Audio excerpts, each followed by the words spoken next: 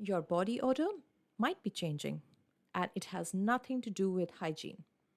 Same shower routine, same deodorant, same diet, and yet something smells different.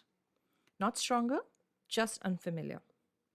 And most women don't talk about this because they assume it's something they are doing wrong: stress, diet, or just getting older.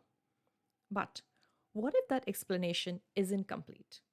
What if menopause is actually changing how your sweat interacts with your skin and even how your body smells to you? We are talking about body odor changes in menopause, not as a hygiene issue, but as a shift in sweat chemistry, hormones, and skin biology. By the end of this video, you will understand why sweat itself isn't the issue, why menopause can change how your body smells, and what's actually driving the shift underneath the surface. We will also look at simple ways to manage it in daily life. A lot of women going through perimenopause notice their body odor has changed, not just stronger, different. One study found women describe it as musky, sour, ammonia like, sometimes like cat pee, which is a very specific and deeply unfair situation.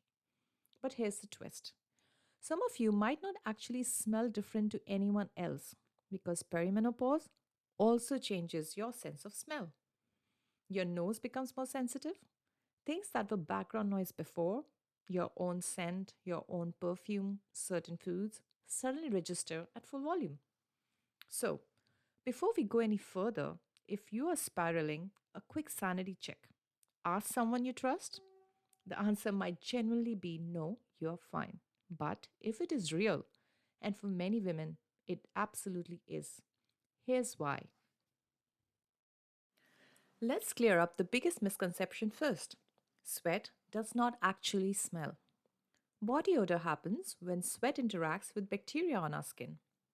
Our body has two types of sweat glands: apocrine glands, which are basically everywhere and mainly produce a watery sweat for cooling the body, and apocrine glands, found in our armpits, groin, and chest area, which produce a thicker, richer sweat, the kind bacteria love. When bacteria get hold of apocrine sweat, they break it down and release compounds that smell. That's body odor. It's completely normal. But here's where menopause crashes the party. As estrogen drops, testosterone becomes relatively more dominant. It signals those apocrine glands to produce more bacteria attracting sweat. More bacteria, more breakdown, more odor. Add to that, hot flashes and night sweats mean we are sweating more overall. Stress from all of the above raises cortisol, which also ramps up sweat production.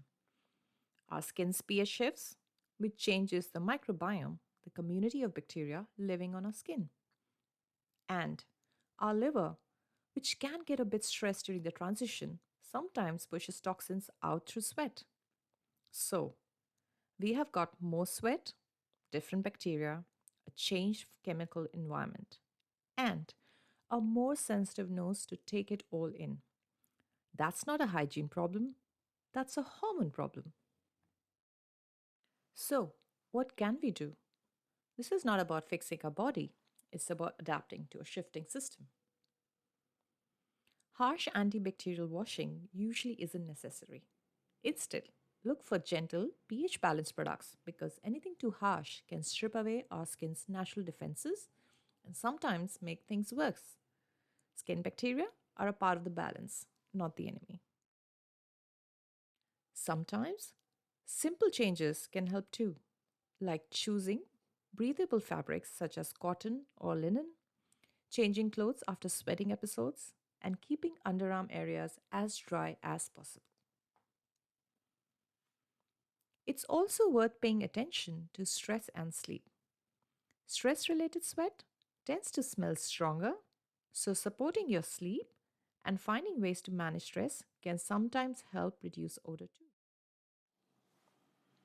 If sweating has become more intense, especially around hot flashes, clinical strength deodorants can sometimes help. They're often most effective when applied at night when our sweat glands are less active.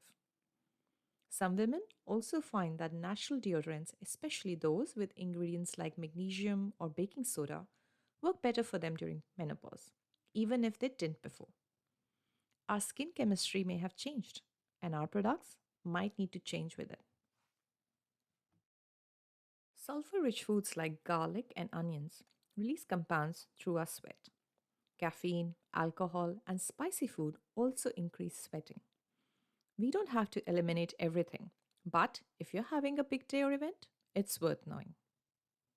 Vaginal odor changes with menopause can occasionally signal bacterial vaginosis or another easily treatable infection. Do get it checked. What's important to understand is this: body odor changes in menopause are not a hygiene failure. They are a biochemical shift in how your body produces and processes sweat. And once you understand that, it stops being something to feel self conscious about and starts becoming something you can actually make sense of. Because this is not happening in isolation, it's part of a wider system shift happening in midlife, where hormones influence everything from temperature regulation to sleep to skin and even hair. If this video helped you understand something that never made sense before, do subscribe because this channel exists for the symptoms nobody explained properly.